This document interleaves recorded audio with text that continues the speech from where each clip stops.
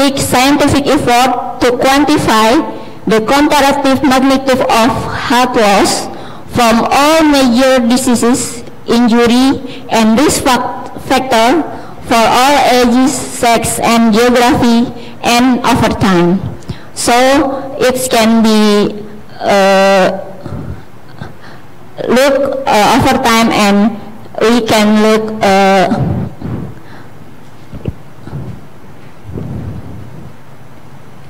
analysis of disease burden provide a comprehensive estimate of what is needed to overcome premature death and disability. It measures the overall burden of disease. The main question from GBD is how many people die. This shows overall mortality.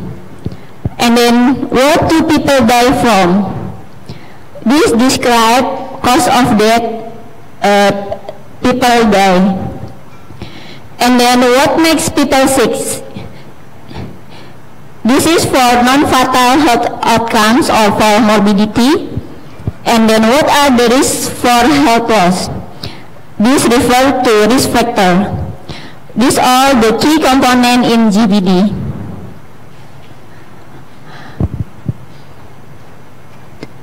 Four of these key components of GBD. The one is all-cause mortality. Estimation of the number and rate of death by age and sex is the key first stage for calculating the burden of disease in order to constrain estimate of cause-specific mortality and to measure premature mortality. And then the second one is cause of death. Estimation of specific cause of death by age and sex is important for informing health policy and intervention. These estimates are then fit to call as cause of death estimate. GBD has GBD cause list who mutually exclusive and collectively exhaustive. And then GBD also has a risk factor. Risk factor quantification of the disease burden caused by different risks involve prevention by providing an account of health loss different to the profile by disease analysis.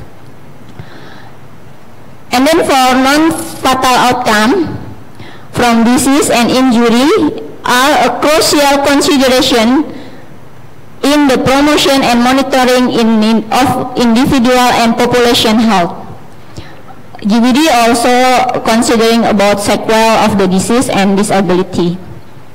The outcome of the burden of disease is YLL, YLD, and DALYs. I will describe after this. So the DALYs is the disability adjusted life year is a measure of the overall disease burden, expressed as the number of years lost due to the ill health, disability, or early death. It was developed in 1990 as a way of comparing the overall health and life expectancy of different countries. In DALYs, we measure both mortality and morbidity are combined into a single common metric. So this is the illustration that DALYs is YLD plus YLL, when YLD is years of life lost due to morbidity and disability, and YLL is years of life lost due to premature mortality, and DALY is the number of years lost due to both illness, disability, and early death. In burden of disease, there are three major group classification. Group 1 is for communicable disease, maternal and perinatal and nutritional. This is typically decline over time in GBD. And then group 2 is for non-communicable disease. This group are the most important health problem in population that have undergone the epidemiological transition, include for Indonesia. And then the group 3 is for injury. Each group is divided into the several major subcategories of the disease and injury that are mutually exclusive and exhaustive. There are about 300 groups in GBD. This is a group for risk factor. There are 3 major groups for risk factor in GBD. Group 1 is environmental and occupational risk, group 2 is behavioral risk, group 3 is metabolic risk. Until now, GBD approach used for priority setting, burden SDC and trend in burden can be critical input to setting budget priorities along with information on the cost and effectiveness policy option. In these years, Bappenas will use BOD result in Indonesia for their national planning. And then it can be informing priority for research and development, identifying policy gap, neglected area where there is no policy framework, identifying data gap where government should invest in improved information system, benchmarking health system performance and providing a framework for quality improvement, and also can assessing impact of policy by assessing trends in key outcome, because the GBD can assess over time.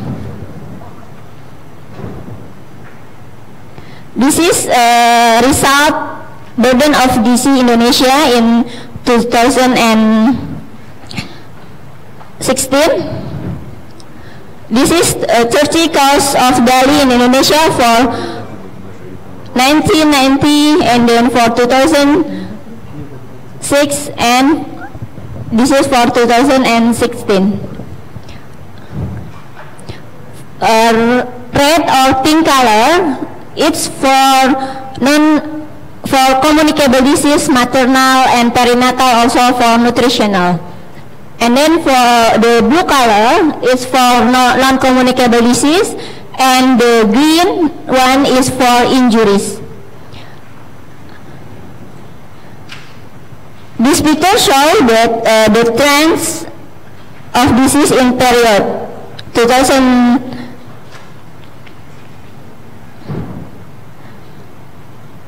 from 1990 until 2016.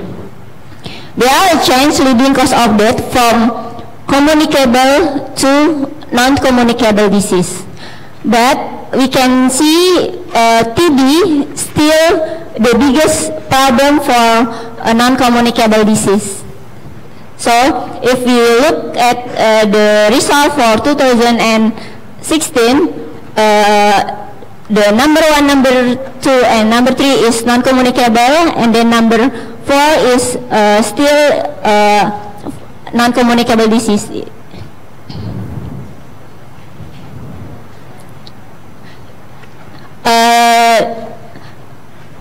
The result of burden of disease can show attributable to the risk factor. So this is show that is attributable to risk factor in Indonesia. The most biggest risk factor is dietary risk. It's on the behavioral group, and then high systolic blood pressure, and then high fasting plasma glucose. It's contribute to non-communicable disease.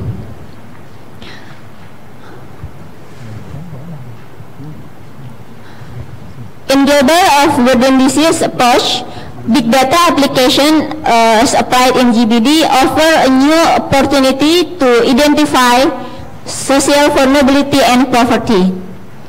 Indonesia burden of disease show the domination of the non-communicable non-communicable disease, but still they are communicable disease. So in Indonesia, they are double burden for now. It's also shows the trend of diseases and important risk factor. So we can know about what the most risk factor for each disease.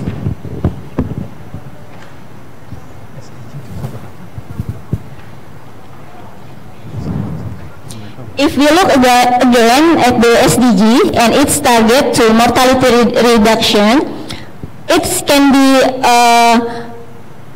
achieved by this agenda. National burden of disease contribute to progress toward inclusive and sustainable development if priority are placed on health, education, and infrastructure. As I mentioned before, National has used the result of burden of disease in 2018 as an input in national planning. So in this November, maybe our result will be disseminated. This is the WHO general program of work that WHO wants to ensure the healthy is placed firmly on political agenda. Result of national burden of disease may show the critical input for setting priority to allocated scarce resource. We also conduct the burden of disease in subnational level. So it's maybe can be a critical input for the local government in the province. The conclusion are accelerating the achievement of SDG target will give impact to physical, social, and mental health status, preventing disease, disability, detection of and treatment of ill health condition, improve quality of life, preventing death, and adding life expectancy. There's better knowledge on the national burden of disease will lead to the healthier population and may also address persistent inequality, and the target of SDGs in 2030 hopefully can be achieved. Thank you.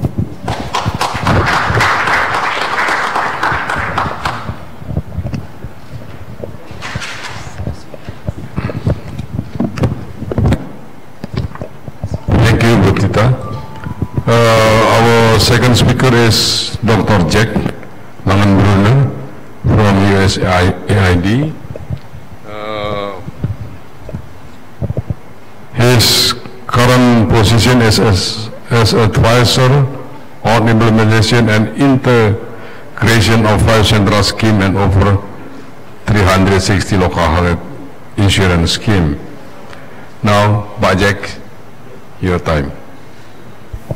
Kasih, Professor. Thank you, Ibu Tita, for an excellent presentation. It really gives us a good and big picture of the SDGs and the disease burden in Indonesia. So, I'm wondering, what was SDG 3.3? Who can tell me? So this is the best university in Indonesia, and you are students at the best university of Indonesia, so I know you're smart. Jadi, who can tell me SDG 3.3? So Ibu Tita, if I recall correctly, I was paying attention, and I saw that it was the elimination of HIV, TB, and malaria. So that was 3.3 by 2030. Now, HIV, when I looked at those numbers, HIV and malaria aren't such big issues. But TB seems to be a huge issue, a huge issue. And when you look at the numbers from 1990 to 2006 to 2016, nothing has changed. Nothing has changed. How many people here were born in 1990? 1990. How many people were born here in 1990? Huh? Before 1990 or before, yeah. How many people here were born after 1990? Apa? How many people here were born after 1990? Almost every student here was born after 1990, yes or no? Okay, good. Apa kabar? Okay, I need some reaction here. So, it's been a long time. You were born. Your entire lifetime, nothing has changed with the burden of disease of TB. It's still a huge problem. Okay, so I want to spend a few minutes talking about the TB problem and also talking about what many of us from the National TB Program in the Ministry of Health, from BPJS, from PPJCA in the Ministry of Health, and from various organizations. When we went to Taiwan, what we saw some good practices there, some opportunities for Indonesia, and also what can we do with TB now that we have a very important program, JKN. Who knows what JKN is? Has anyone heard of JKN? Yes, of course. Everyone knows about JKN. Everybody in the world knows about JKN. People come here from all over the world to study the JKN program. Betul, benar. So, what can we do to bring those two things together, solving the TB problem and the JKN? That's what I want to talk about in my few minutes here, okay? And I'll have more questions for you, so you might want to pay attention. And my clicker is not working, so will someone take me to the second slide? Good. So this is a very stylized map of the world in terms of the burden of TB. Look how big and fat and bloated Indonesia is, okay? So Indonesia is the second largest contributor of TB global burden of disease. So when you go to see President Jokowi and he says, where do we stand on TB? You'll say, number 2. And he'll say, well, that's great, isn't it? And you'll say, no, we want to be last. We want to be last. Okay, we want to get to last, and we're number 2 now. So it's not good. And look, it's India and Indonesia, Africa. Not such good comparators, right? Not such good comparators. Next slide. So, 1.6 million new cases every year. 300 people die in Indonesia every day. There's 32, whoops, now it works, okay. There's 32,000 cases of multi-drug resistant TB, 32,000. It's a huge public health issue. The economic cost, these are global numbers, but from productivity loss, from premature deaths, from direct and indirect cost of care, just what Ibu Tita was talking about, 2.5 billion US.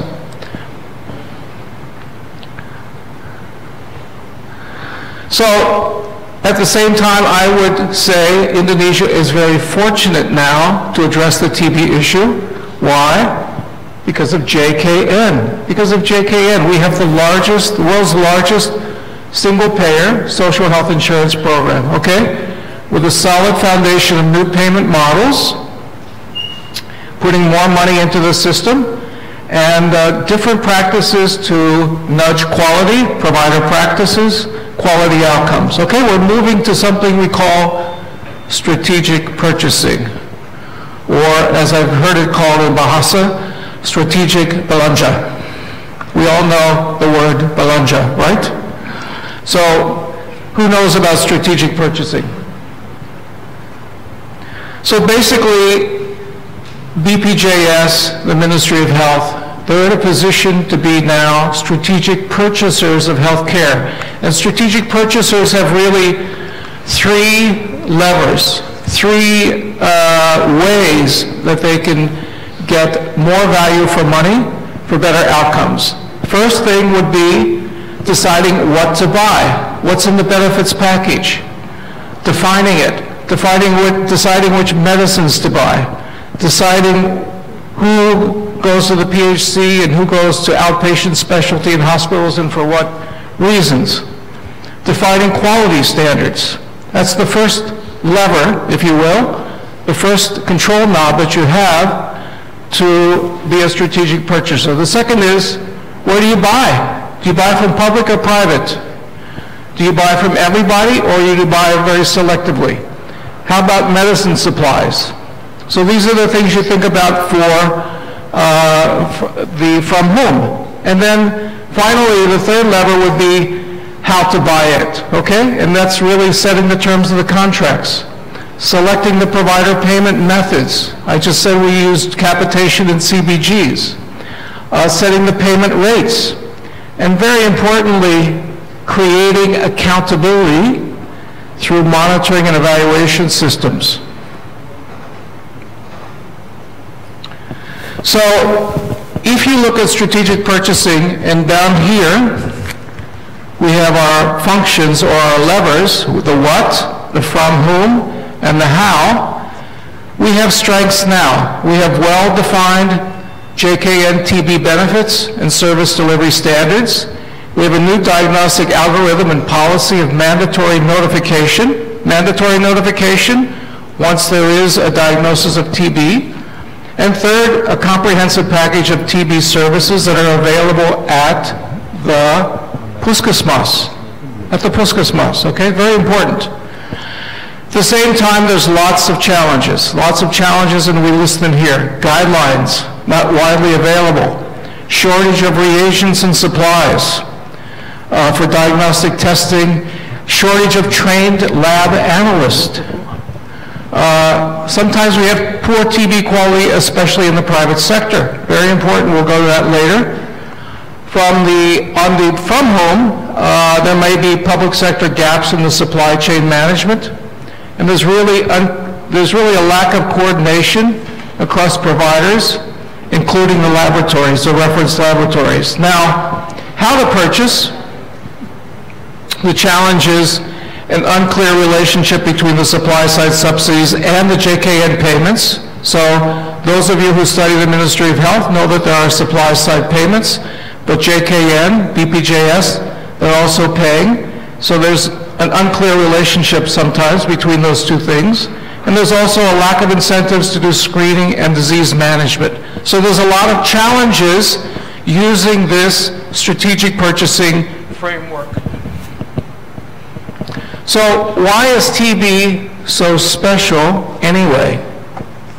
So we've already talked about it's very special in terms of the disease burden, in terms of the ongoing disease burden for years in Indonesia.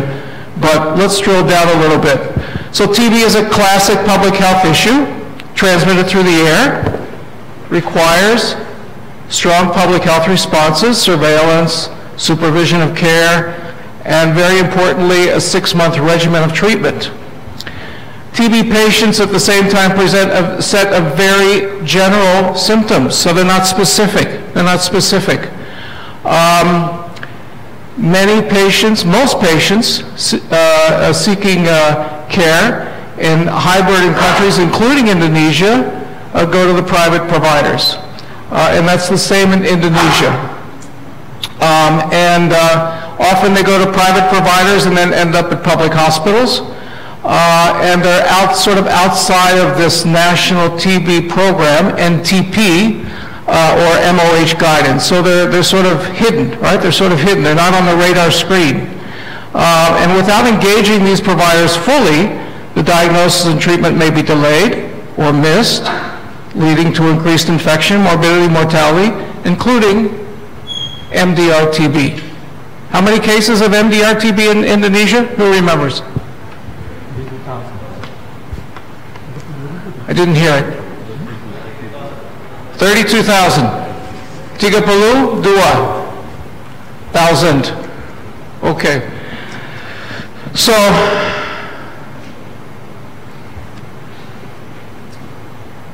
Okay. So, why are there issues with TB in the non-NTP sector? Again, the non-national TB program sector, non-NTP sector. Notification is often difficult. It's often difficult. It's not easy enough. It's a lot of paperwork. It's not electronic. Too many data fields. There's an uncertain quality of care. NTP providers don't have systems for monitoring long-term care, and often they're not paid. They're not paid for public health task. Okay? JKN is paying people for curative care, but they're not paying for public health task. So that's an issue. TB requires a significant public health set of activities that are not usual in private curative care activities. And typical private sector engagement efforts supply solutions for the issues in red above, but at the same time, we need explicit public sector financing. So explicit public sector financing means what? It means we really have to go back to JKN and think about how we address that. Okay?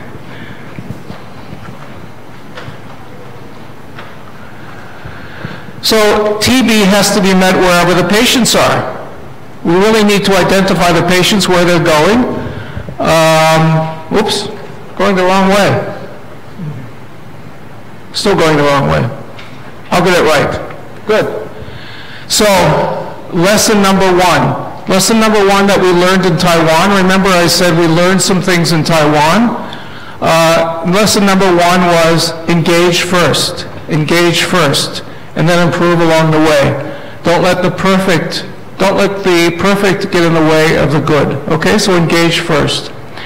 So under insurance, under JKN, TB is likely going to require some very specific payment models, new payment models. Currently we have capitation, but what does capitation do?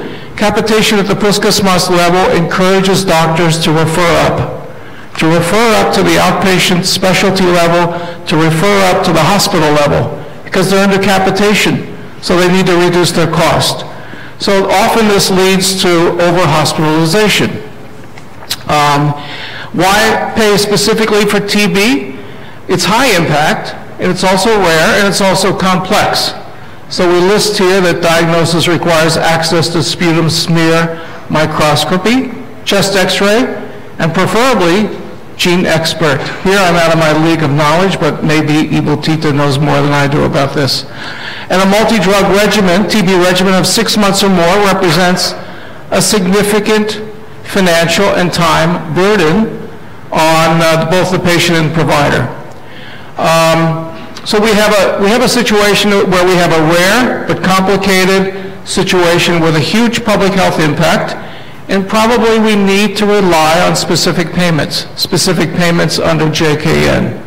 So if we do that, then we first need to understand where the services are available. Secondly, how should each be paid for? And how can these different locations be networked or linked together? Okay, so that's kind of the job if we agree that it really requires specific payment models. So where are Indonesia's TB patients? Where are they? And here, it's a very busy slide, but I want you to look at where more than 50% of the patients are going. They're going to the private sector. They're going to the private sector. Private hospital, private clinic, private practitioner. Add these up, and you get greater than 50%. 50%. And these are often the patients that are not being notified in terms of putting them into the system in terms of notification. So 2/3 of Indonesia's TB never get registered. The National TB Program only knows about 32% of the patients out there with TB. They never quite get in the system because of this situation with the being outside of the NTP system. So what's the patient flow? What's the patient flow? Let's start here. Let's start here. So 54% go to the pharmacy or talk to the pharmacist. 12% go to a private GP. Some patients go to the Puskesmas, as they're supposed to, but only 7% go to the hospital initially, but 48% end up being treated in hospitals. So we have a system, a Puskesmas system, that is supposed to be very cost-effective, but 48% of the patients end up in the hospital. So we're wasting our money. We're wasting our money under JKN with this approach. What do we need to do? If we can get BPJS to start changing that, we're on the right path, okay? To start changing that. So we would want patients either to go to the Puskesmas or go to the GP, and then in either case be referred up to the hospital for diagnosis and notification, and then to be referred back down for treatment over the 6-month period. That's ideally what we would want. And we would want our payer, our purchaser, BPJS, to start pushing those pathways forward. Now, I like the private sector. Many people in Indonesia like the private sector. The numbers suggest that people are voting with their feet and increasingly using the private sector. But we have a problem with the private sector, and that is supply side readiness. So the data from different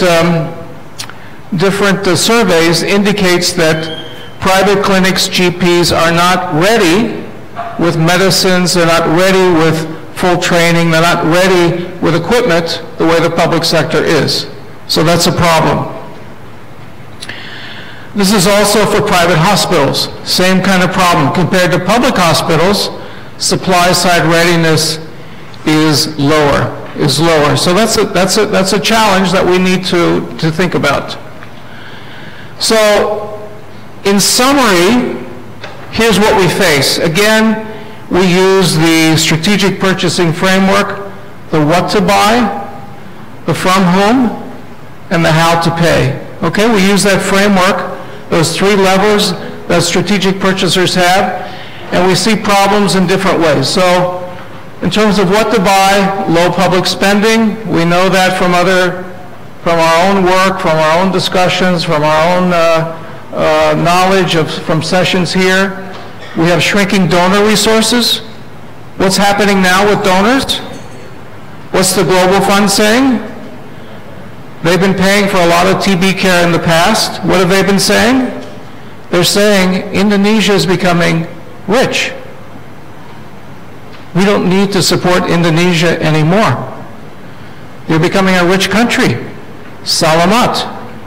Salamat, but that also means you're going to have to find the money to pay for these programs yourself, right? So that's important.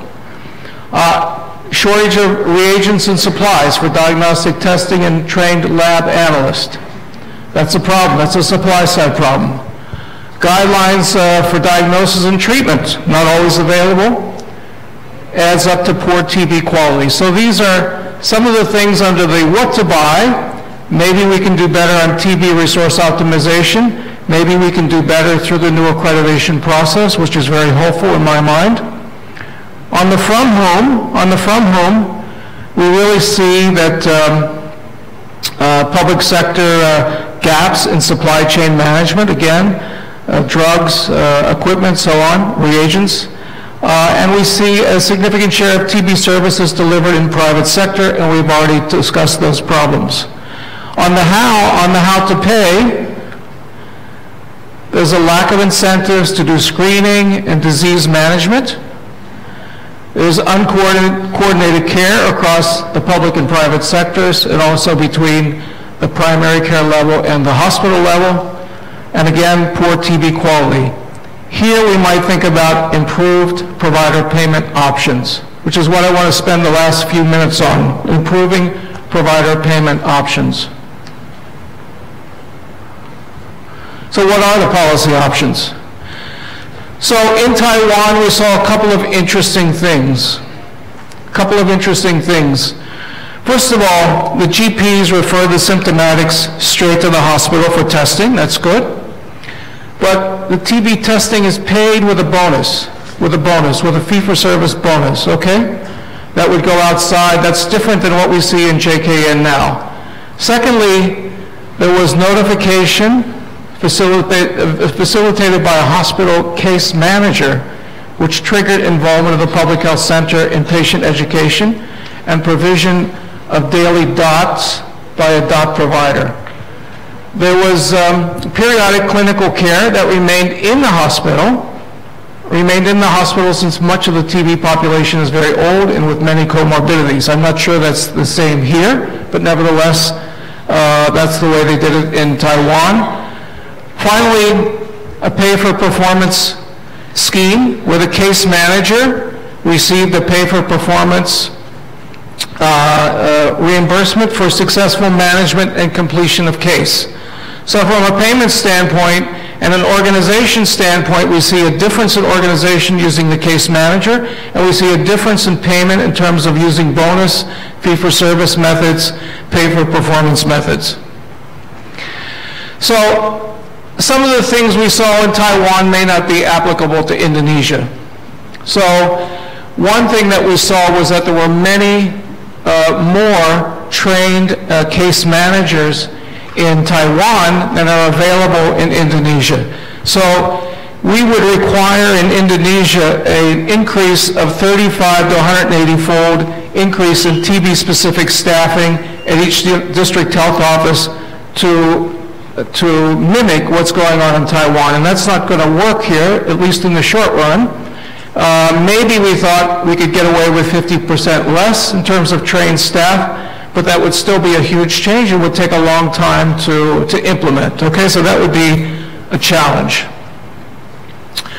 So what's the solution? We really thought that we really need to come up with a model where we have patient-centered care, where care actually comes to the patients. Taiwan achieves that with their DOT providers. So their DOT providers actually go out in the community and find these people and make sure that they get their treatment regimen every day. That's unrealistic in Indonesia because we don't have those people. We don't have those trained people. But we can achieve it by focusing care at the puskesmas, at the primary healthcare level, instead of the hospitals. And that could still be our strategy. It's been our historic strategy, but it can still be our strategy, but we're going to have to strengthen the approach going forward. So, briefly, it's not as if no one's doing anything. The Ministry of Health, PPJCA, the National TB Program, has already started what they're calling a platform, a thematic working group, and they've started to identify areas where they need to work and they need to come up with some solutions and changes. And I just list them there. You can read them yourself. These are ideas. They're going to be working on these over the next 3-4 months. To finish, I would say that I have four wishes. 4 wishes in terms of new payment approaches, okay? And this is my wish list. And my wish list number one is to pay for TB diagnosis where TB diagnostics are available. Okay? And again, we need to, this is a public health issue, but at the same time, providers need to be paid. The capitation in its current form isn't easily adapted to TB diagnostic capabilities. And while we don't want to move to fee-for-service, we're happy with capitation in general. We still want to maybe break out of that capitation a little bit to carve out some of that capitation and use fee-for-service to incentivize TB diagnosis. So that's my wish number one. Wish number two, and this comes directly from Taiwan, no notification, no reimbursement. So if you don't notify the National TB Program that you have a TB positive patient, then you're not going to get paid. Okay, you're not going to get paid. You can send in the claims form, but until you notify, you're not going to be paid. And I've noticed in Indonesia that money counts. Money counts. Money makes a difference. Payment makes a difference, right? Changes behavior, and that's good. So let's think about that. Wish number 3 from my wish list: incentivize TB case finding. Okay, so in Taiwan, they use pay for performance. Pay for performance, but at the same time, they use proper case management as a condition for payment. We might change that a little bit to make it an Indonesian principle where we pay a P for P, pay for performance amount, for diagnosis of the hospital on the condition that the hospital then refers down. The hospital has a case manager, and the hospital case manager is responsible for not only reporting the diagnosis but also promoting down referral to the puskesmas level, okay? And if they don't do that, we can somehow cut the pay for performance. So if it's 100, we can cut it to 50 or something like that. But by referring down, obviously we're going to achieve some kind of net savings by referring down and having it done at the puskesmas level. Final wish: incentivize TB treatment completion.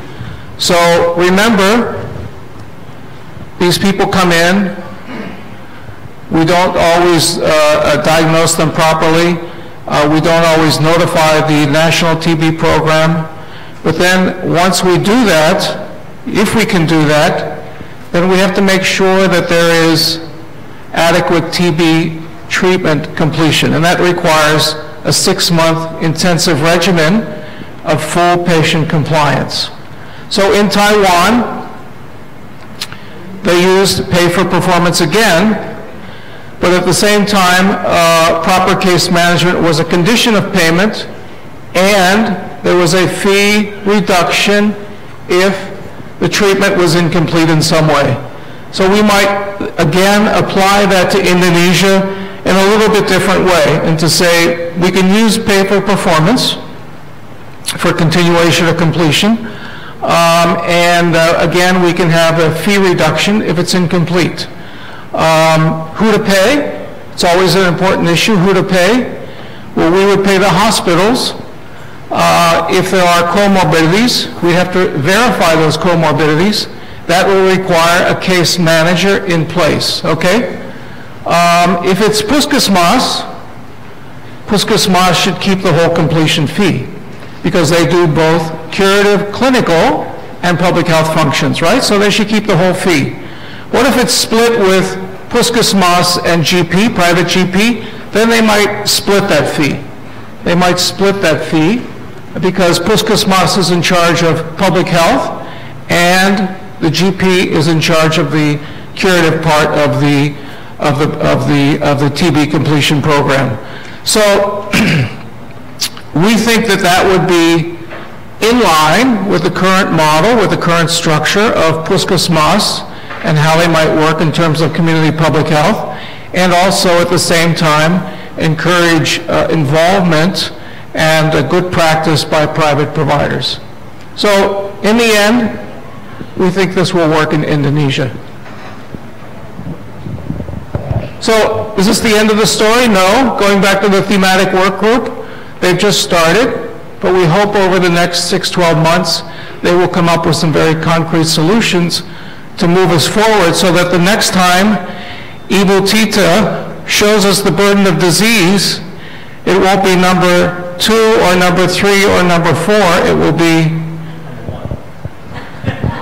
not number 1, it will be last. right? It will be last. Amin. Thank you very much.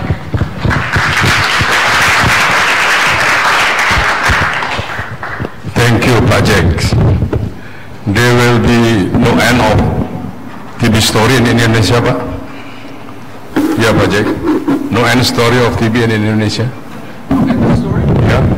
The story will continue, Pak. The story will continue, but I hope that the next time we all meet here, we'll have a good story to tell, and with a good ending. Yeah, hopefully. Yeah, Bu Tita and Project. So, ladies and gentlemen, we have two speakers in this plenary session. Please, we are discussing about the burden of disease and SDGs. That already explained by Bu Tita. What is the approach? What is the key point of that point? And from Project, we listen the problem TB in Indonesia that is very complex, right? Very complex, no reducing of the problem, and the link with the BPJS that hopefully will give a better result for TB program in Indonesia. So the time for you, ladies and gentlemen, to give your comment or question. Please mention your name first. Yeah.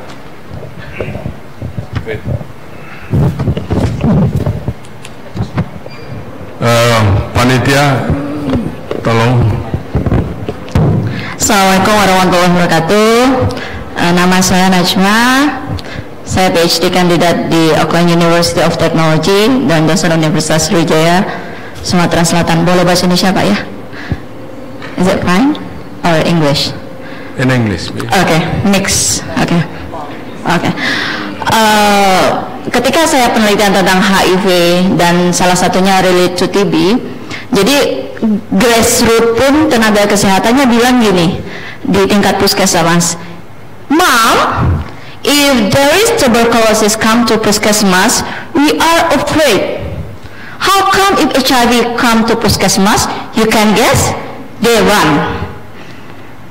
So what I'm thinking about that the regulation, the books about the how to achieve the solution is very good. It's, I call in my dissertation, it's good on papers, but on the implication, particularly in the bottom, is very challenging, particularly for us, health workers.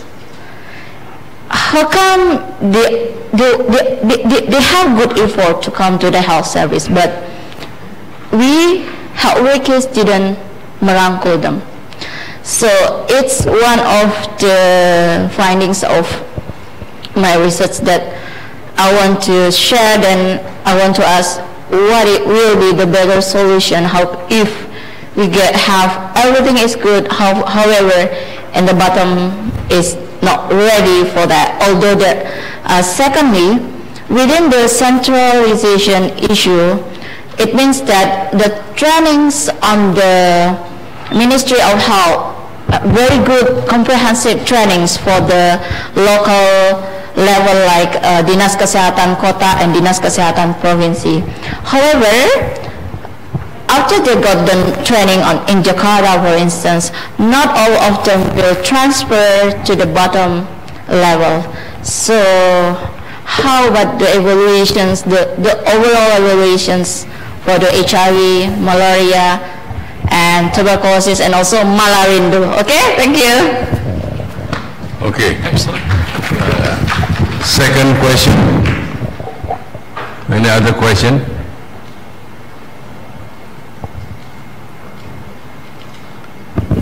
So I could answer the first while people are thinking of their question.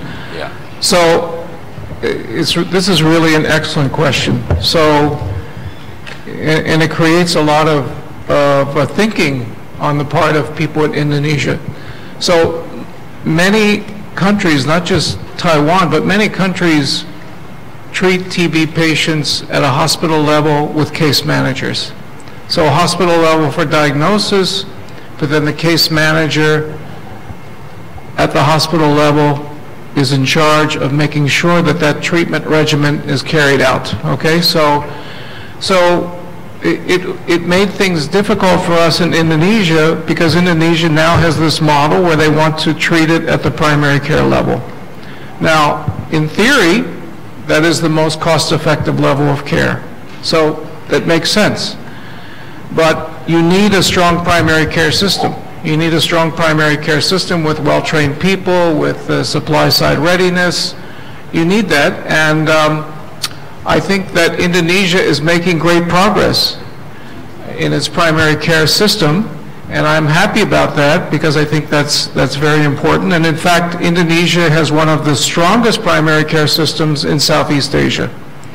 So if you go to Vietnam, if you go to Philippines, you'll see much weaker primary healthcare systems. So for me, it's really a very positive story that they have such a strong primary care system. But right now, you raise important issues, which is maybe we don't have adequately trained staff, or maybe the diagnostics are not there yet, or maybe there are some social discrimination issues that we have to face.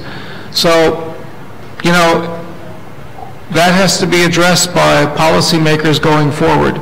In the short term and the medium term, maybe things would change, but right now Indonesia has said we want to use the Puskesmas model, the primary care model, to treat TB patients. So we're trying to find a solution.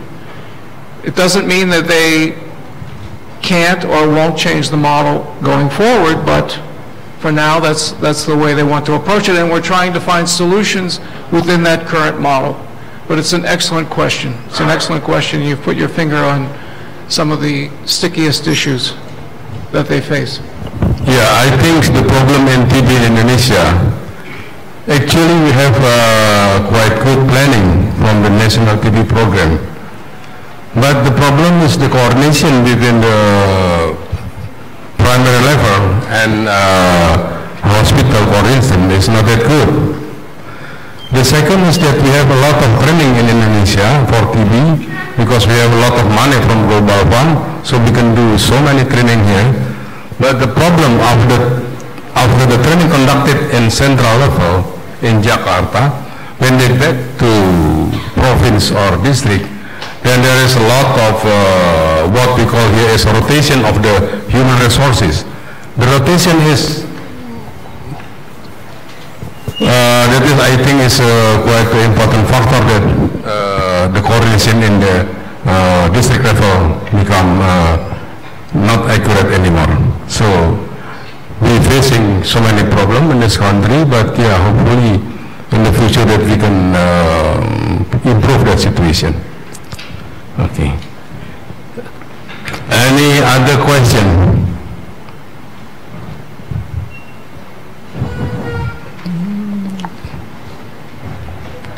Pak Izhar, yeah, please. Thank you. Since Pak Ferry is here, I would like to ask about MMR. I learned from the presentation an MMR target for SDG is 70 over 100,000. We fail to meet the MDG target of 102%. DHS 2012, we had 359. Probably now we have like more than 300 per 100,000. Do you have any, what is the key interventions to reduce the MMR to 70 over 100,000 in the end of SDG? I don't know if this makes sense.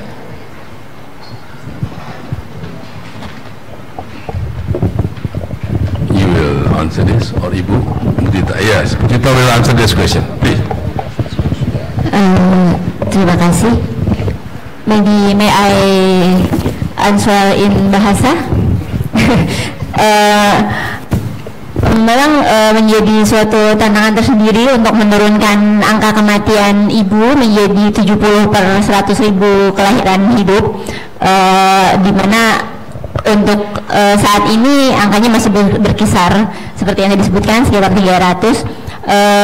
Mungkin yang bisa diidentifikasi yang sesuai dengan topik yang sedang kita bahas bersama terkait dengan maternal mortality. Jadi dalam burden of disease kita bisa identifikasi penyebab kematian ibu, apa penyebab terbanyaknya, kemudian dari situ intervensi yang dilakukan bisa lebih spesifik lagi. Misalnya dari hasil burden of disease itu penyebab kematian terbanyak itu akibat hipertensi. Jadi untuk perdarahan itu ada di nomor 2, kemudian di nomor satunya itu lebih ke hipertensi. Mungkin memang itu bukan salah satu, tidak hanya satu bagian saja yang bisa dilihat, kita harus melihat lagi kemudian seperti yang disebutkan terkait dengan readiness dari health facility-nya, kemudian kesediaan dari tenaga kesehatannya, kemudian dan yang lainnya. Tapi jika kita melakukan analisis melalui pendekatan burden of disease, itu bisa menjadi salah satu masukan untuk melakukan intervensi. Yes, Pak. So I just want to add, I didn't understand fully what Ibu said, so I hope I'm not duplicating, but the new demographic and health survey has just come out. And it's very positive. It's very positive on some outcome indicators, like child mortality and infant mortality. So, and this shows the change from 2013 until 2017. So, I guess the question would be, well, what's driving it? Is it JKN, or are we being too optimistic about it being JKN? Maybe it's many other things, which we don't know yet. But maternal mortality is still very bad. So this is clearly a challenge that remains. Okay, so it's not, the demographic and health survey is not in English yet, but it is in Bahasa and people can find it. So I would say very interesting and new data that people can look at, especially students studying this problem. Yeah, I think this country has the data of mortality, but I think the quality of that data, especially in mortality, I think is still a big problem of this country, because the sources of that data is still questioning, even among us. But I think, Pak Iwan, you have experienced this mortality data. Can you give some comment on this?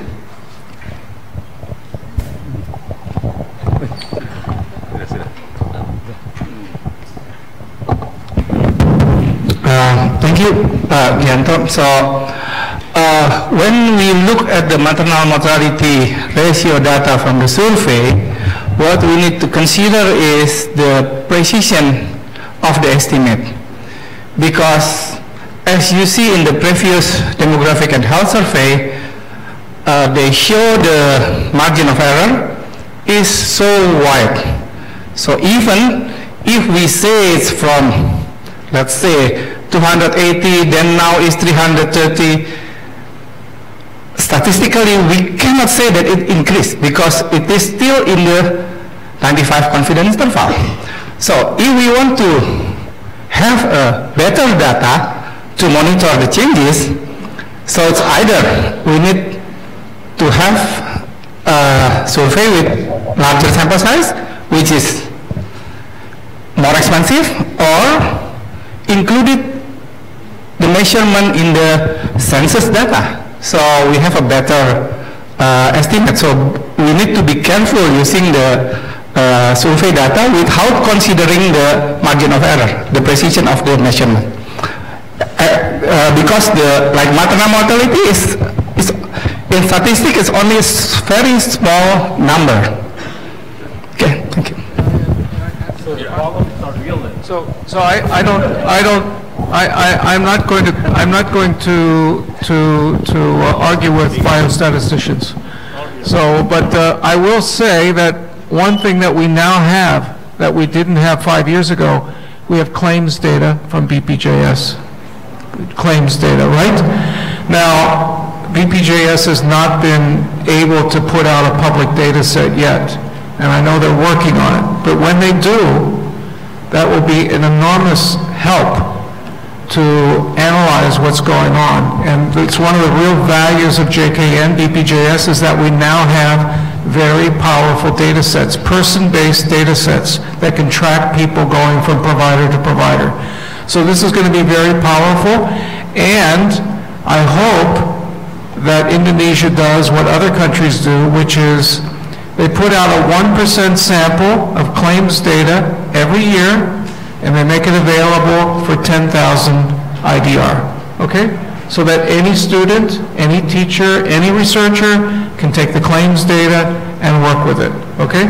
That's what we see in many countries around the world, and I hope that we'll be seeing that soon in Indonesia, and all of you then should be able to do your dissertation very, very quickly.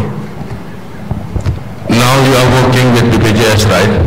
Talking about the BPJS, yeah. Do you think that the data that they have, BPJS have, that they have this data is quite reliable? We don't know that. We know anecdotally that there's a lot of upcoding, right? That there's a lot of upcoding for maximizing reimbursement. We know that. Yeah, we know that just from talking to managers around Indonesia. But, you know, it's going to get better with time. And we need to jump in and see what's there, and start raising questions. Yeah, because I have my own experience when we're discussing data on TB between NTP and BPJS. It is very difficult. It is very difficult to get data from them. So how can we make a sharp conclusion for this situation? So I agree. You can't get it now. But they have promised, and I believe them, that they will start putting out public data sets. They have to strip out the identifiers. They have to make sure that it's clean enough for analytic use. But I think they should do this as a public service. This is a public good that we need.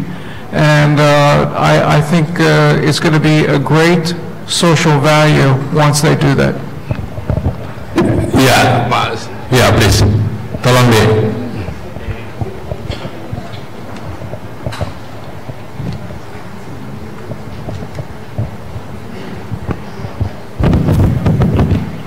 Terima kasih. Terry Hall. I like that you guys are going into talking about all these data sets that might be available. I've been working in Indonesia since 1971, and the first data set I started working on was 1971 census.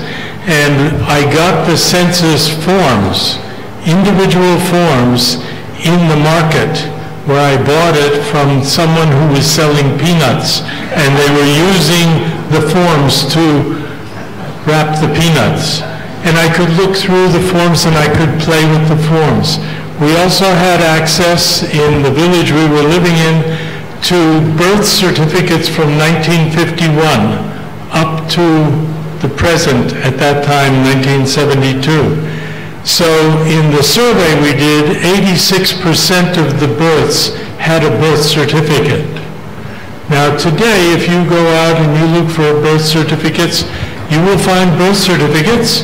Many of the birth certificates have been made so that a child can go to school. And they're made 4 years after the child is born. The problems of data are problems that the schools of public health can best attack by constantly bringing to public notice the errors that are being made in every government office, every hospital office. Hospital people, Puskesmas people are filling in hundreds of forms. and they're being asked to fill in forms by directors general who are competing with each other for money, and they want the forms. So they tell the Puskesmas, fill in the form. We could have been doing data analysis for the last 20 years, but they won't allow us access to the crappy data that they produce. Why? Because they are ashamed that if we point out that there's an error in the data. Maternal mortality, you say, oh, the maternal mortality is this or that, and immediately they say, you can no longer have access to that data. BKKBN, BPS, all of these are colleagues. So accessibility is the first issue. I don't believe that there's any data manager in Jakarta who will give you accessibility. They say they will, but they have closed the doors to more students and more staff members than anything. Why? Because they want to believe that the data is so valuable that they have to keep it locked in a cupboard.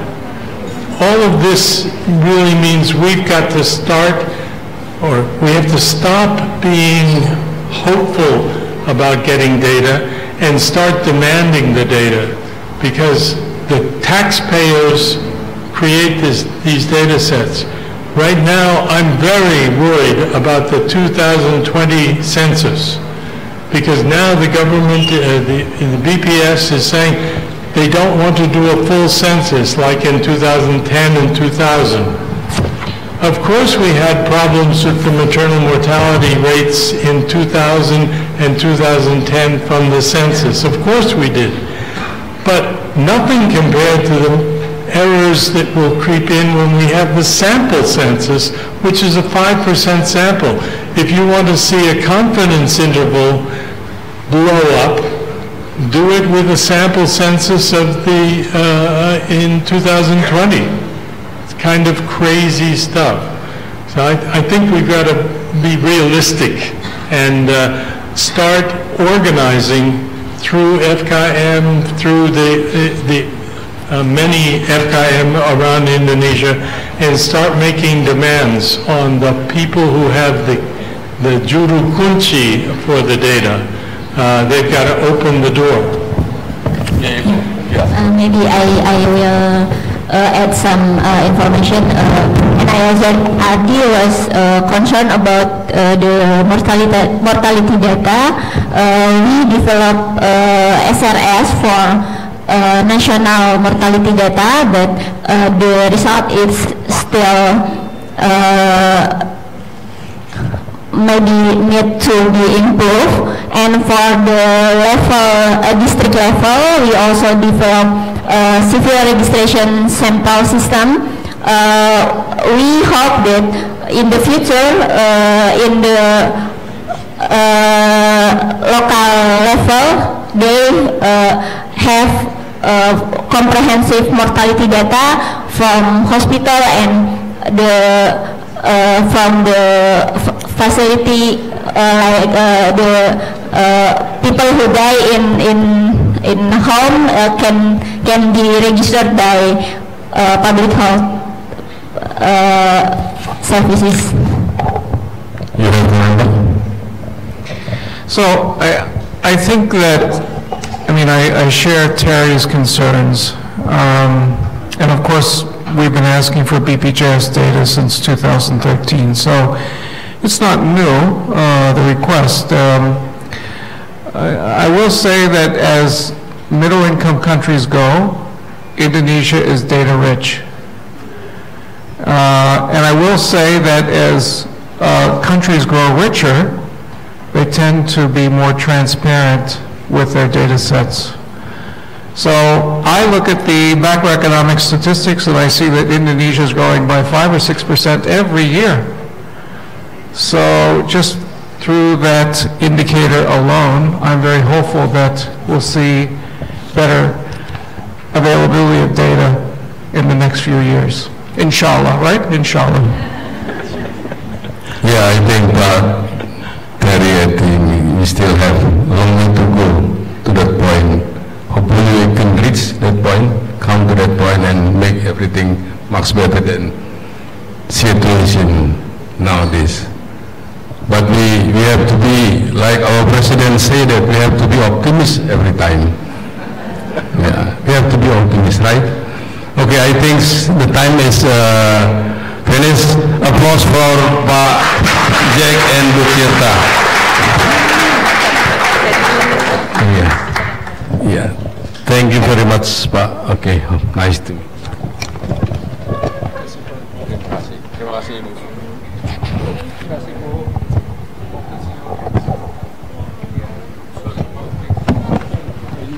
Ada penyerahan Jadi gimana? oleh moderator, oleh Bu Sabarina. Jadi kami berdiri.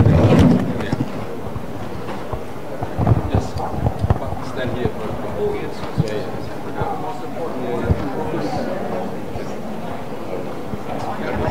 Ibu.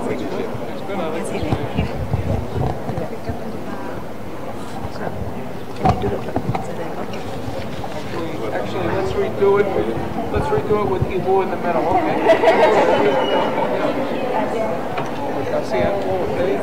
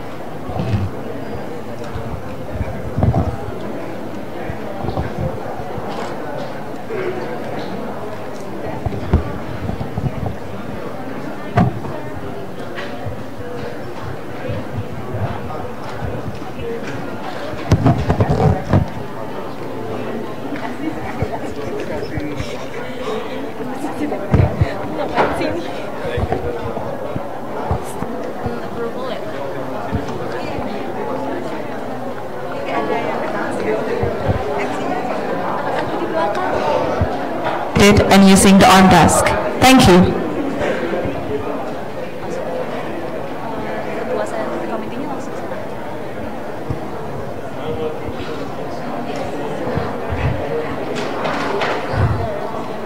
For the Honorable, the Scientific Committee of the Second of Faculty of Public Health Universitas Indonesia Science Festival, Bapak Profesor Sudarto, please come forward.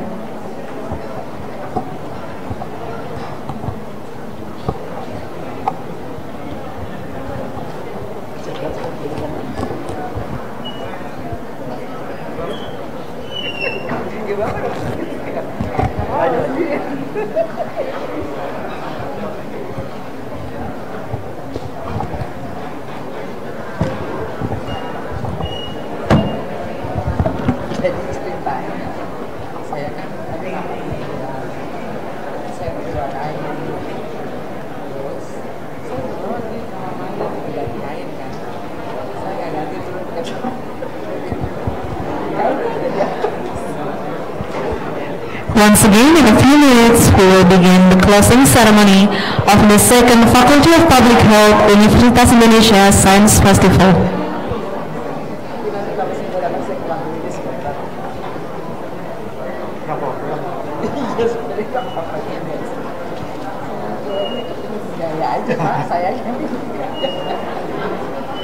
Pasarannya udah digotong-gotong.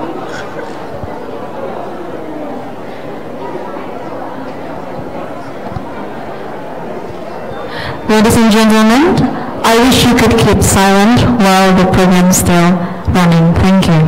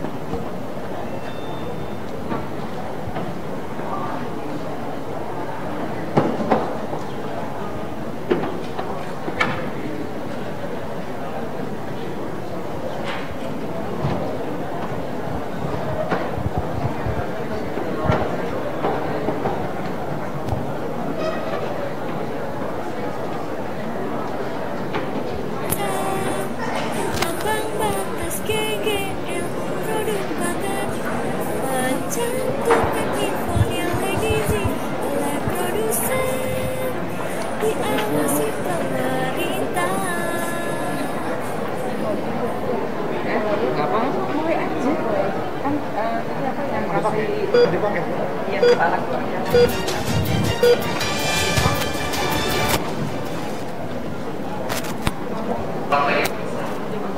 bersama saya Muhammad Sekasulah dalam acara Berita Kesehatan Terkini. Dikabarkan bahwa BPJS mengalami defisit sebesar lebih dari 10 triliun rupiah. Diduga salah satu penyebabnya yakni terjadi pembengkakan pembiayaan pada penyakit tidak menular. Untuk lebih jelasnya, saya serahkan kepada saya yang berada di atas. Ya, saya Nur Pratami melaporkan langsung dari kantor BPJS Kesehatan Kota Makassar.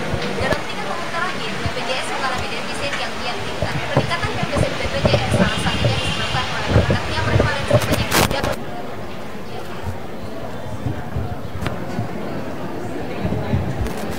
Sebanyak 19,68% dana tersebut. Kejadian penyakit katastrofik juga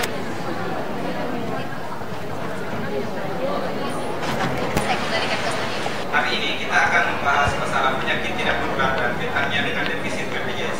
Untuk itu, kita telah kedatangan 3 narasumber dari Universitas Hasanuddin. Apa program yang akan tawarkan untuk menangani penyakit tidak menular ini?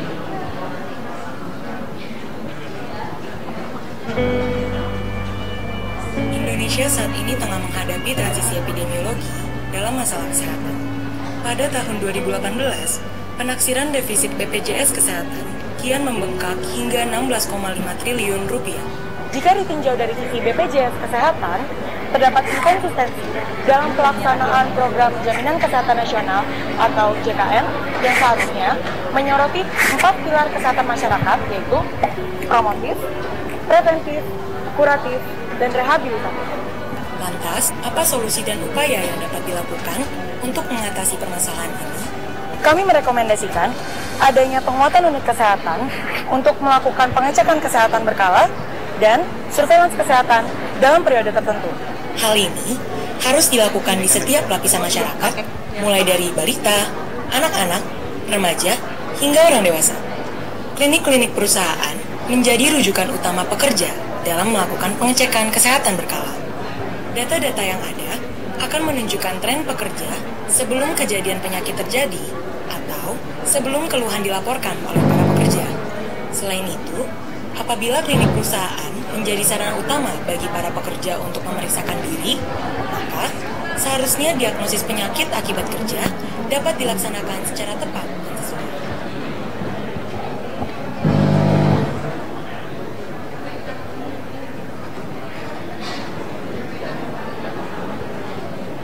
Sering mengantuk.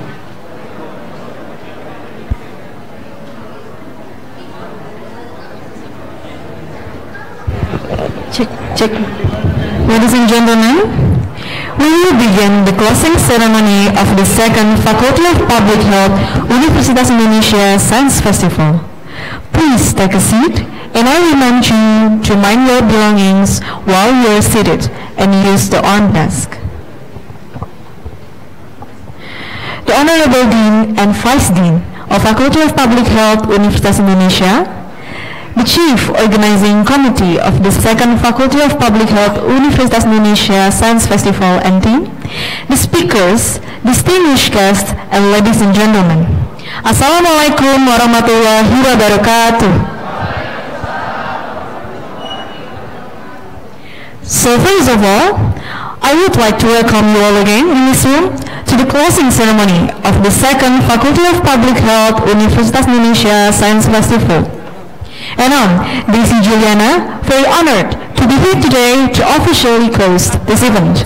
Also, I want to show my sincere gratitude to all the audience here.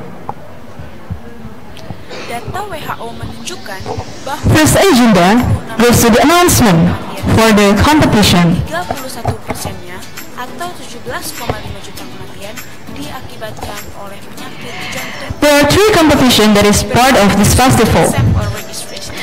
The first is the poster competition, joined by 24 participants, and glad to say that the judge for the poster competitions are Dr. Zulasmi Mandi MPH and Aryo Kuswinarteguh. And this year theme is about mencetak Indonesia emas dengan germas.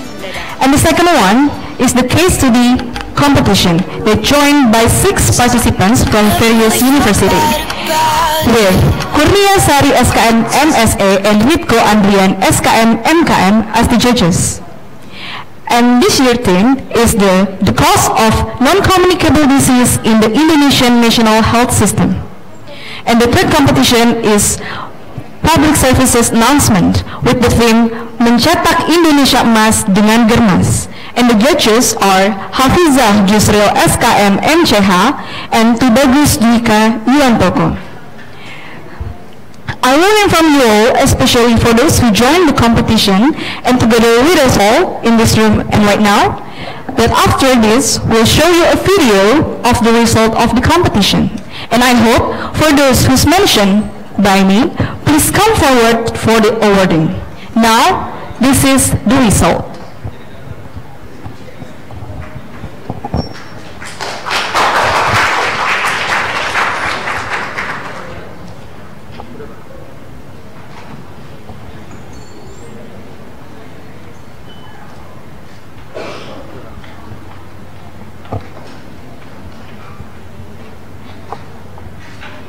So please get ready for the participants.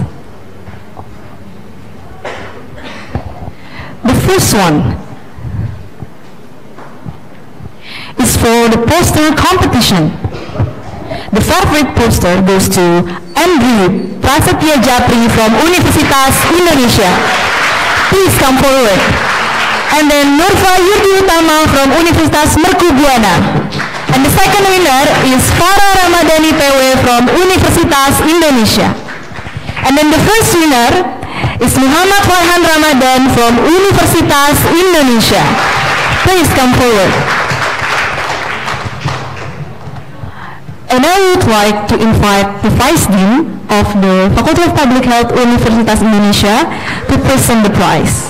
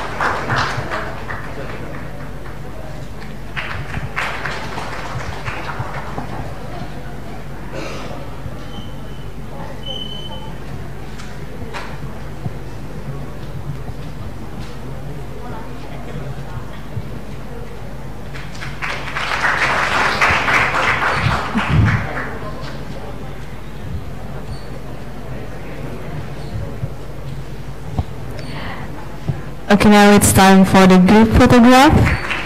And ladies and gentlemen, please give applause to the winner of these competitions.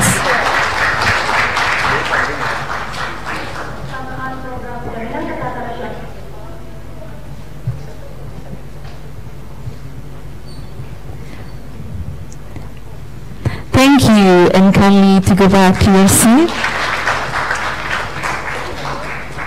Now for the second competition, is case study competition.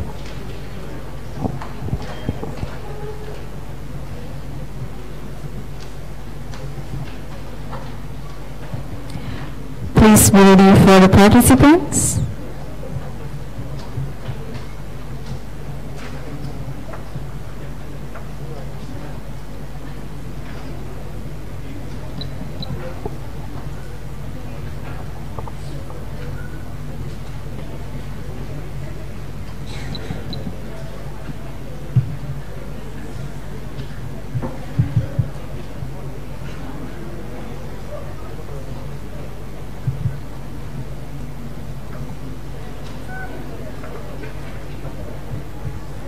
Once again, after your name being called by me, please come forward.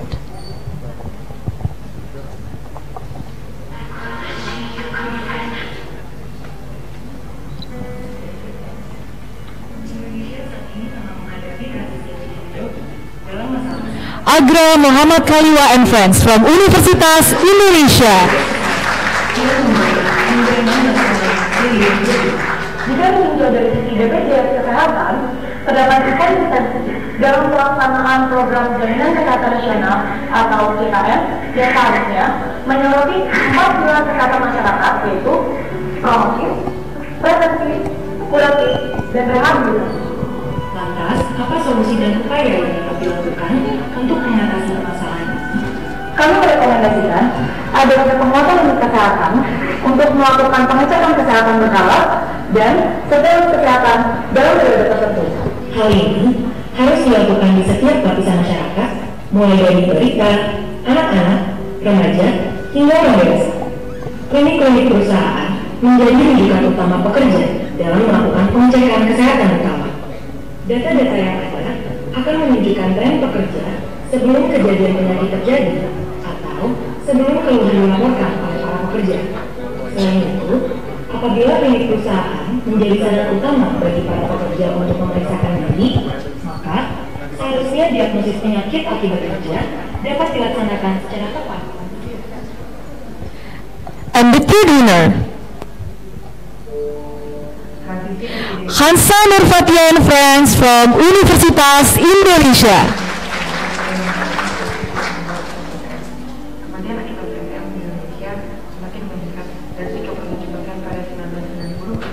To Hansa and Friends, please come forward.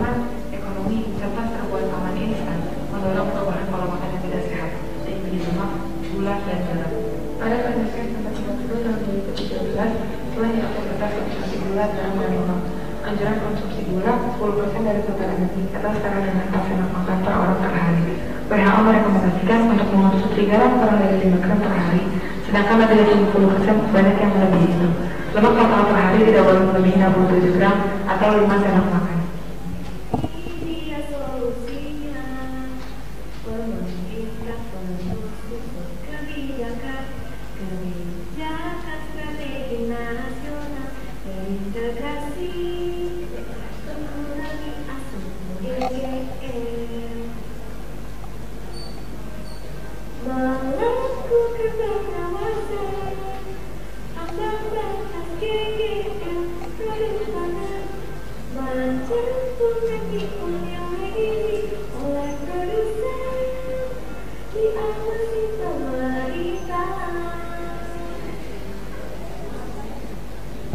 And then the second winner, Andi Rifdah Amir and Friends from Universitas Hasanuddin.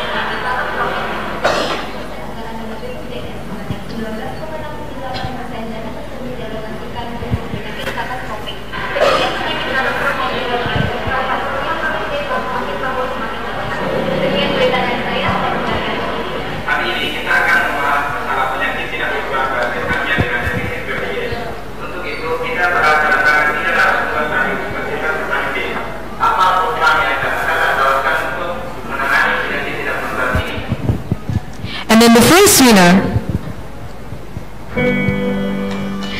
Agra Muhammad Kaliwa and Friends from Universitas Indonesia. Dalam sidang revisi BPJS Kesehatan, kian membengkak hingga 16,5 triliun rupiah.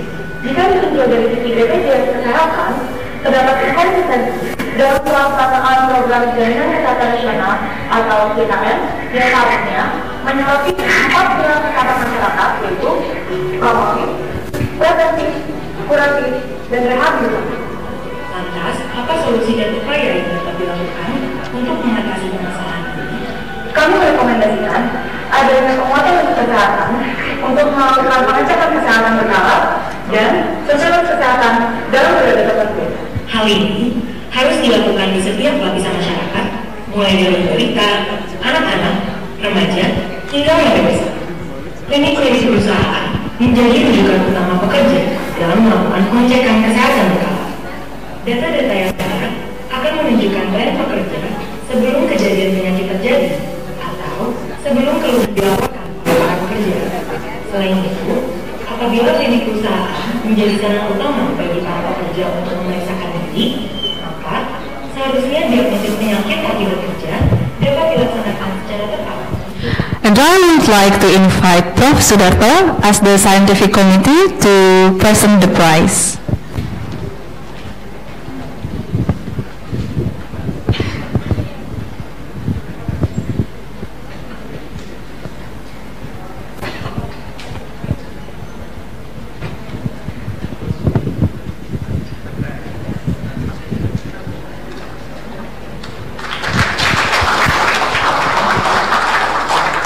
And this is the winners of the case study competition.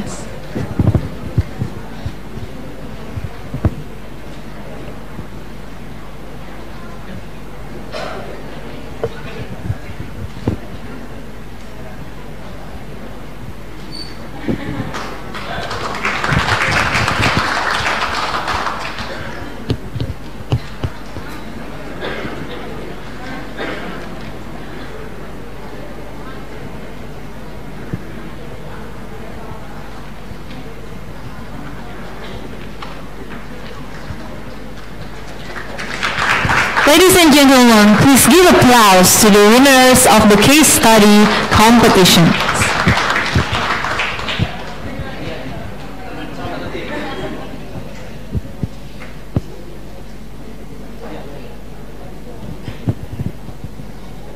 Now it's time for the group photograph.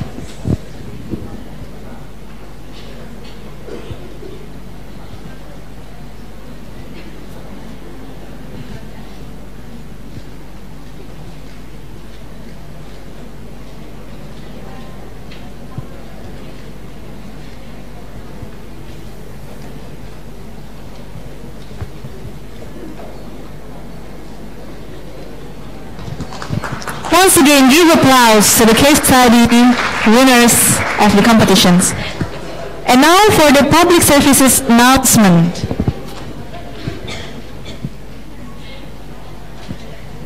Please be ready for the participants, and the favorite one is from Zahra Nadia and friends from Universitas Indonesia.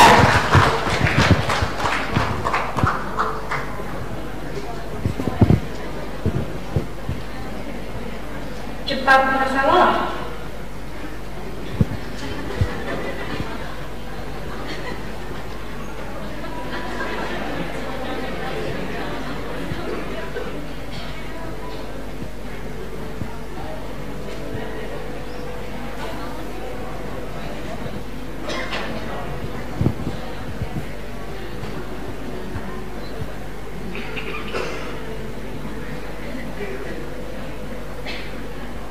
Tidak pede dengan bentuk tubuhnya.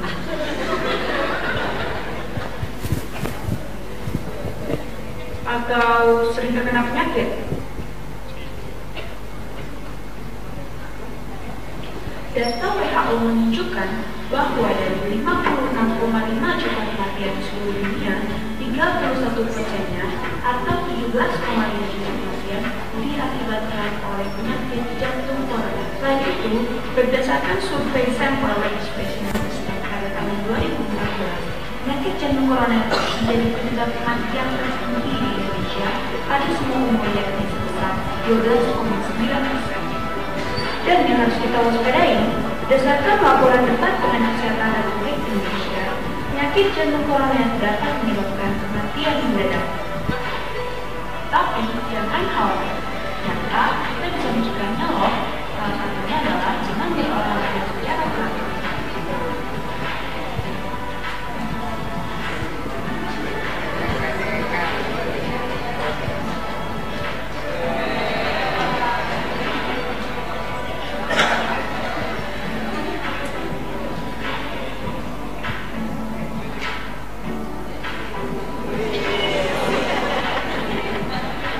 memastikan pedoman yang seimbang, sebaiknya kita berolahraga selama 30 menit setiap hari atau 50 sampai 5 kali dalam seminggu.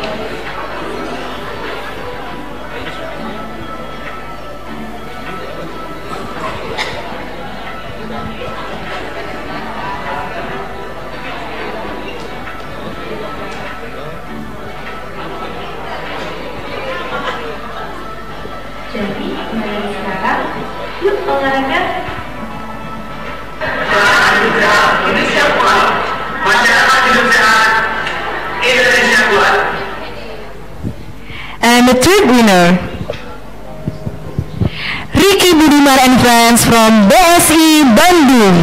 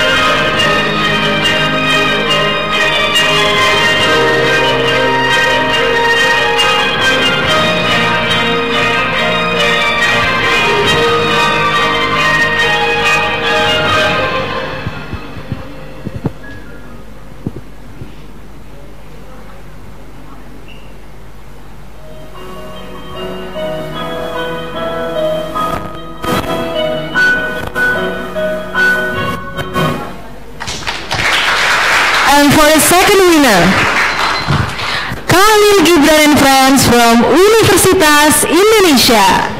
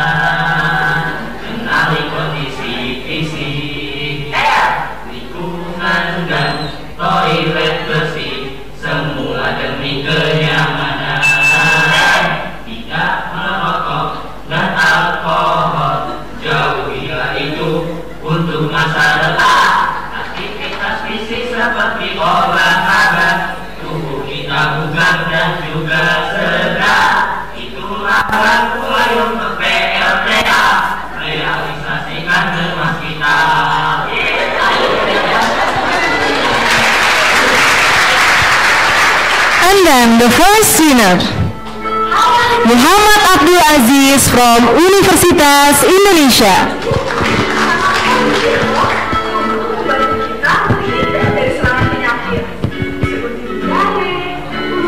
Dan juga gatal-gatal. Diare dapat terjadi kalau Anda tidak mencuci tangan sebelum makan. Artinya, kuman yang sebenarnya sudah ada di tangan kalian bisa masuk ke tubuh kita. Lalu, ketika kuman-kuman yang sudah masuk ke dalam tubuh kita, kuman-kuman itu akan berkembang dan bisa menyebabkan diare. Kira-kira bagaimana ya kebiasaan mencuci tangan teman-teman kita? Yuk kita cari tahu sama-sama. Nah, ini dia teman-teman kita yang rumah belajar di Kota Depok.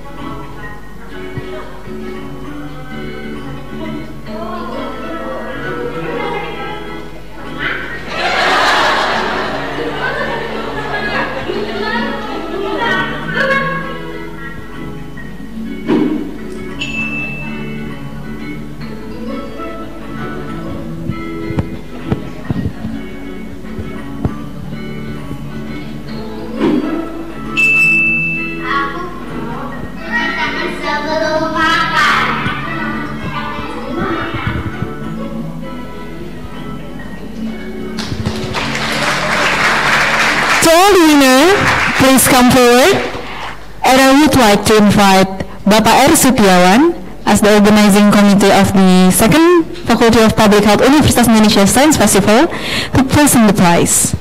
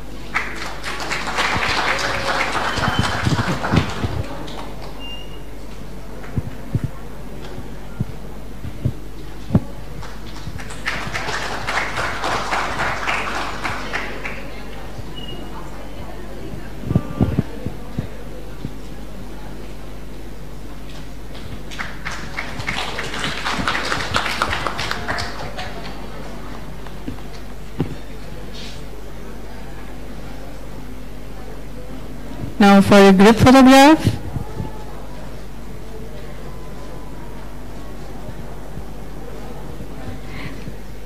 Thank you, and kindly back to your seat, and congratulations to all the winners.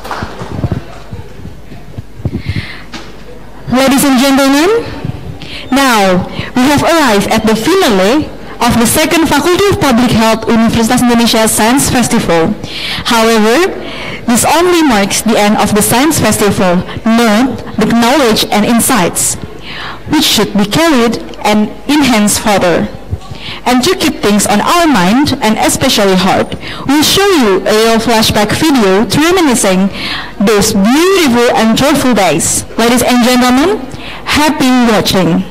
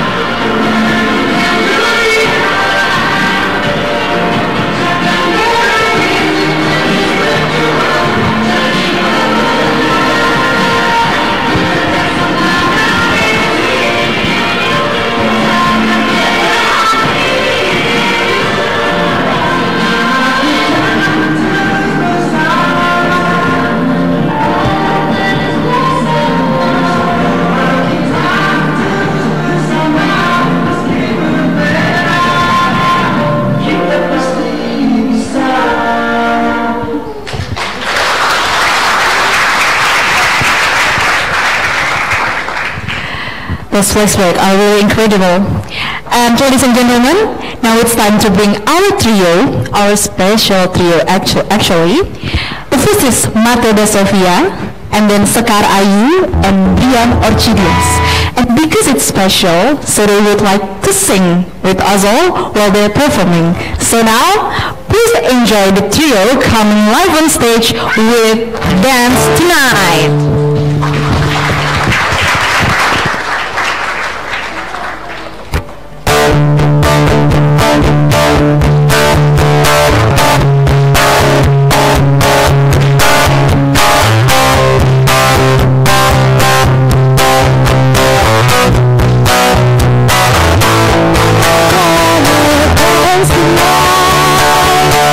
I feel forever.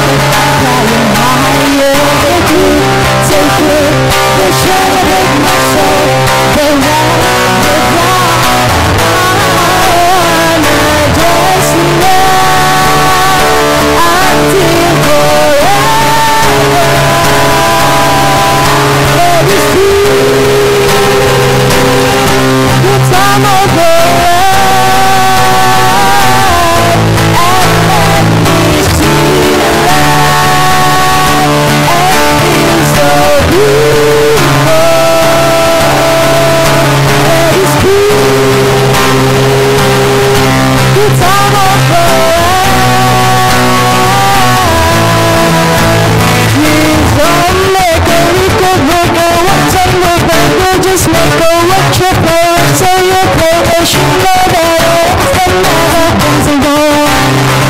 You got them complete, so what you're playing, so you should know that it never dance tonight. Until forever, let it be. It's all over.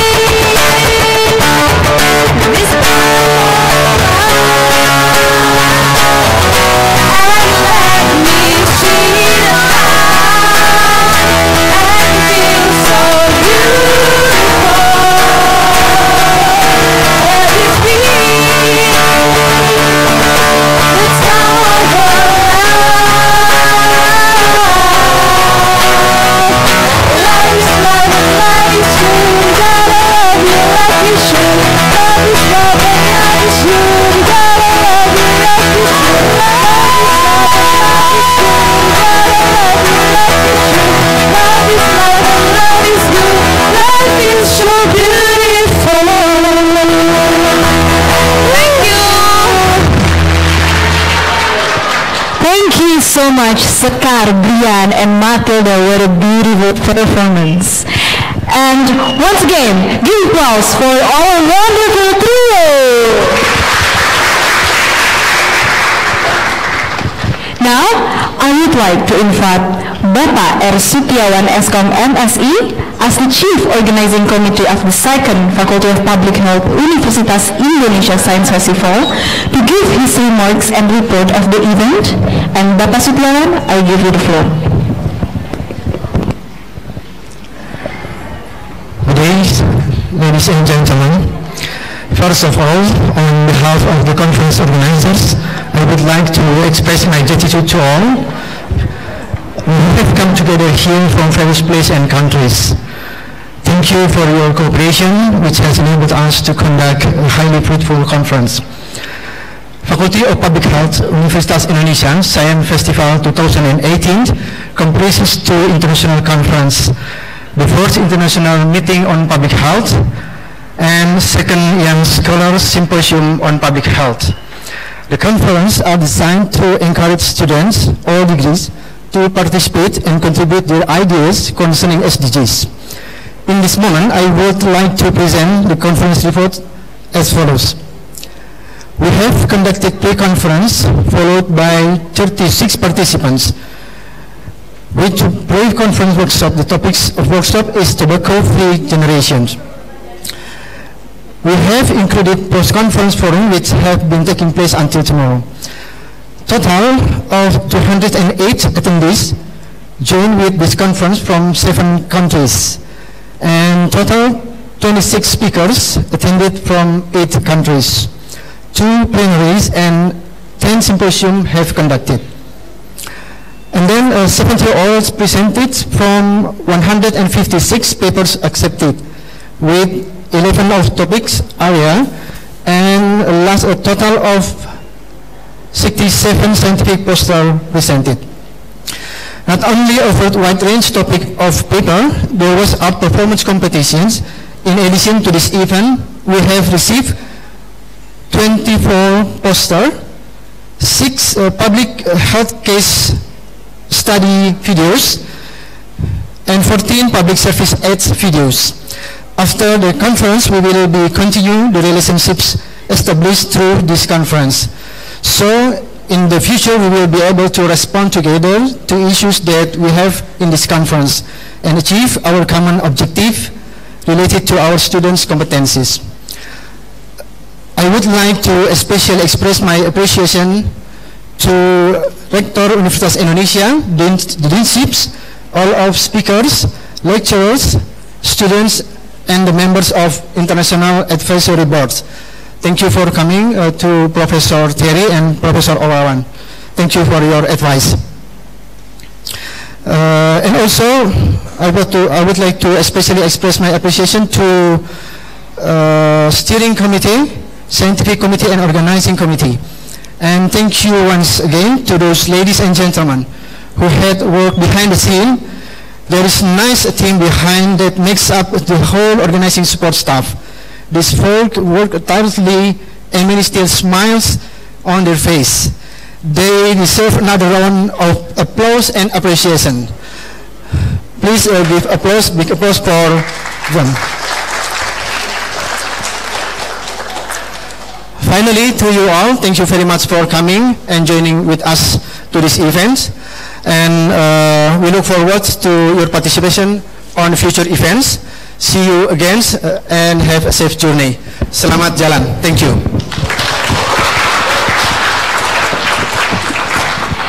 Thank you, Bapak Setiawan, for the report. And now, we're going to officially close this festival.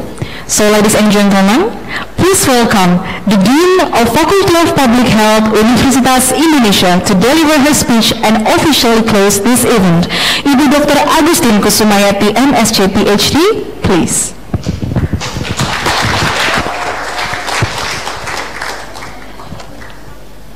Bismillahirrahmanirrahim. Assalamualaikum warahmatullahi wabarakatuh.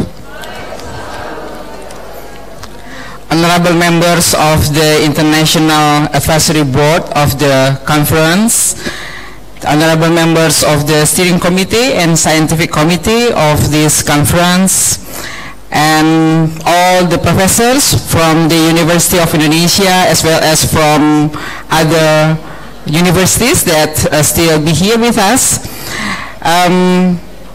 Distinguished speakers and resource persons, that some of them still with us till this afternoon, and all participants of the 4th International Meeting of Public Health and the 2nd Young Scholar Symposium on Public Health. First of all, we are so grateful that all the activities since the day before the conference, we have 3 pre-conference activities, and this 2-day conference has already done very well. We have met for 2 days, we changed ideas, we changed experience. Many research have been exposed and shared to all the scientists and professionals in public health.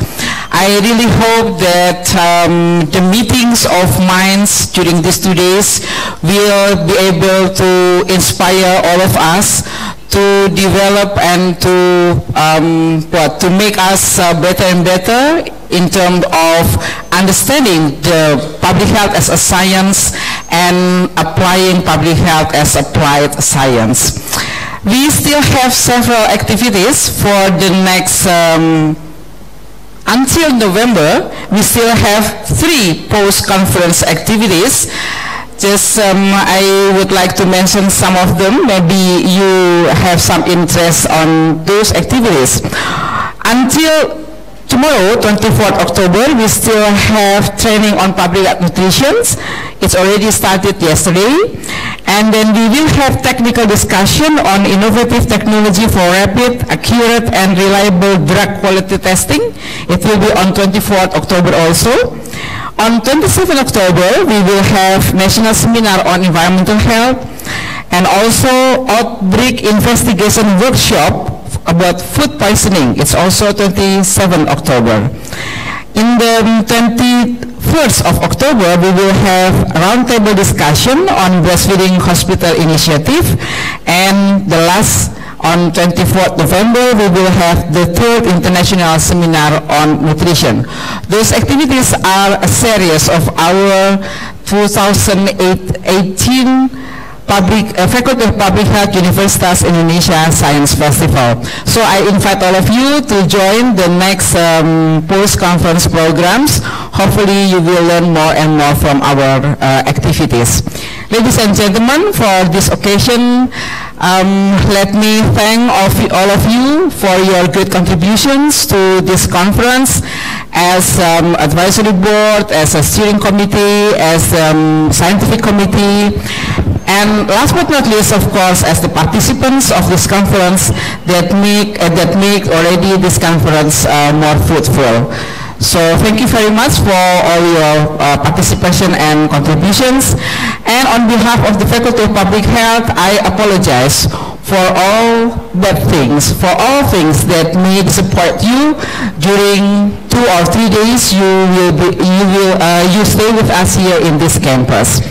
So finally, I would like to thank the organizers, Pak Sutiawan, and all the colleagues, the students who help and who support this conference so that we can have this conference very smoothly during the 2 days and then also 1 day as a pre-conference activities. So finally, by saying Alhamdulillah Rabbil Alamin, thank you for our God Almighty, I officially close the 4th International Meeting of Public Health and the 2nd Young Scholar Symposium on Public Health. See you again next year. So don't miss our next year 2019 Faculty of Public Health Universitas Indonesia Science Festival. We will have many activities and be there in next year. Thank you so much. Thank you so much, Ibu Dr. Agustin Kusumayati. So now, the 2nd Faculty of Public Health Universitas Indonesia Science Festival has officially closed. And we have now come to the end of the ceremony. We would like to thank you for spending your time with us this afternoon. We would like to express our thanks to the speakers, participants, sponsors, and committee who had given us big support and help to run our program during the process, and especially for attending the festival. We hope you've enjoyed the content. See you next year on the 3rd Faculty of Public Health Universitas Indonesia Science Festival. Wassalamualaikum warahmatullahi wabarakatuh.